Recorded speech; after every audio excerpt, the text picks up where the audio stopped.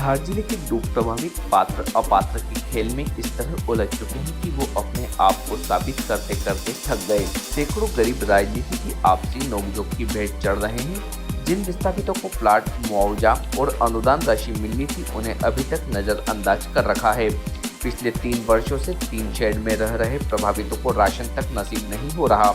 NVDA कार्यालयों के चक्कर लगाते लगाते डूब प्रभावितों की हालत एक कहावत की जैसी हो गई कि ना घर के रहे ना घाट के। एक तरफ डूब से प्रभावित 3 शेडों में रहकर अपने परिवार का भरण पोषण करने में लाले पड़ने लगे हैं। एनवीडीए की गाइडलाइन के अनुसार जिन परिवारों को उनके हक मिलना थे, वे आज भी बस इंतजार में हैं कि उन्हें उनका हक मिल जाए। लेकिन डूब प्रभावित आज भी अपने अधिकार के लिए जूझ रहे हैं। वो आज भी वंचित हैं। आदर्श पुनर्वास करते करते वर्षों गुजर गए, लेकिन आज भी स्थिति विपरीत है। न सही पुनर्वास हुए और न उनके परिवारों को राहत मिली। जो अपात्र घोषित कर दिए गए थे, आखिर अपात्र हुए ये परिवार आए कहां से? आज तक किसी ने ये नहीं देखा। जिनका वोटर लिस्ट में नाम, जिनका आधार कार्ड, जिनका राशन कार्ड, जिनका आयुष्मान कार्ड जैसे कई शासन के कार्ड होने के बावजूद आज भी ये परिवार टीन शेड में पड़े हैं। आखिर कब तक चलेगा ये खेल? आखिर कब होंगे ये परिवार विस्थापित? जो परिवार लिस्ट के मुताबिक पात्र हैं, उन्हें कब मिलेगा उनका हक? आश्वासन से पेट नहीं भरता, उसे हकीकत में उनका पुनर्वास करना होगा। आज भी विस्थापित इस आशा में है कि उनका भी विस्थापन होगा। आखिर कब तक पड़े रहेंगे 3 शेड में? भारतीय न्यूज के लिए कुक्षी से अशोक कुमार दीक्षित की रिपोर्ट। मध्य प्रदेश के सरदार सरोवर के विस्थापितों में से आज भी कुछ हजार विस्थापितों का पुनर्वास कानून और नीति के अनुसार नहीं हुआ है। हजारों को घर प्लॉट मिले हैं, हजारों को खेती या खेती के बदले 60 लाख तक मिले हैं, लेकिन आज जो बाकी है उसमें बहुत सारे गरीब लोग ऐसे भी हैं कि चिखलदा जैसे गांव के, कड़माल जैसे गांव के, खापरखेड़ा जैसे गांव के, कुक्षी तहसील की ही बात ले ले तो जिनके घर डूबे, पंचनामे हुए, जिनको 3 शेड में फेंका गया, उनका आज तक निराकरण बाकी है। या तो उन्हें घर प्लॉट मिलना बाकी है, या तो उन्हें घर बनाने के लिए 5,80,000 का अनुदान मिलना बाकी है। लेकिन सबसे गंभीर बात आज एसडीएम कुक्षी महोदय के सामने हमने उठाई कि ऐसे जो दलित परिवार के, नाथ समाज के, मजदूर की करने वाले, दूसरी कोई आजीविका जिनको नहीं है, ऐसे परिवारों को भी आज राशन नहीं मिल रहा है। किसी के पास राशन कार्ड ही नहीं है, किसी का डूब गया है, किसी के पास राशन कार्ड गरीबी रेखा के नीचे का नहीं होने के कारण मध्य प्रदेश में गरीबी रेखा के ऊपर के राशन कार्ड हाथ में है तो भी राशन मिलता नहीं है।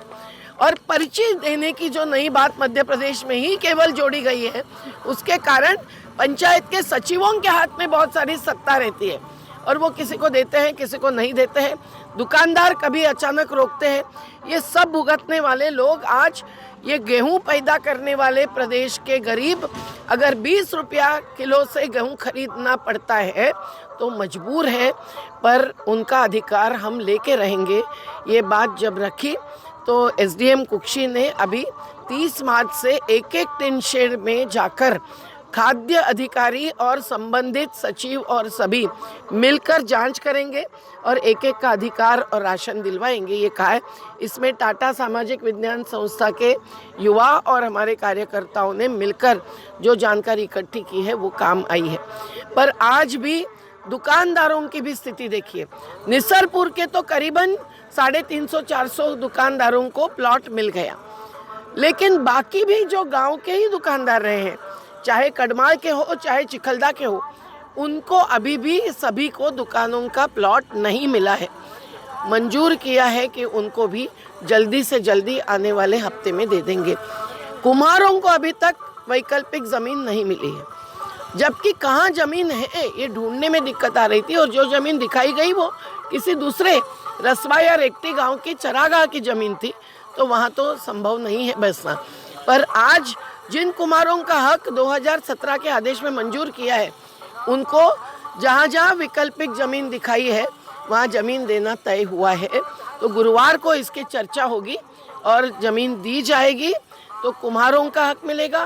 केवटों को नर्मदा में जल परिवहन का नया करोड़ों रुपयों का प्रोजेक्ट आज के सत्ताधारी पार्टी के नुमाइंदे ला रहे हैं, लेकिन ये नहीं सोचा गया है कि केवटों को जो अधिकार मिलना चाहिए उसके लिए उनकी छोटी सी जेटी बननी चाहिए, उनको बोट नावड़ी लगाने का जगह चाहिए और वही परिवहन सस्ते में सस्ते नागरिकों का कर सकते हैं। नर्मदा नदी के घाटी के पीढ़ियों से बसे हुए लोगों का तो उनका भी हक और उनके भी अवकाश कायम रखना चाहिए।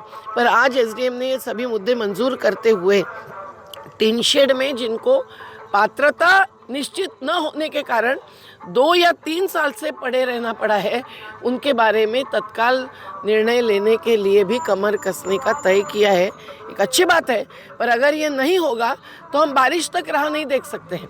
हम बरसात के पहले ही संघर्ष पर उतरने के सिवाय दूसरा रास्ता फिर नहीं देख सकते। Subscribe now to most exciting channel ever.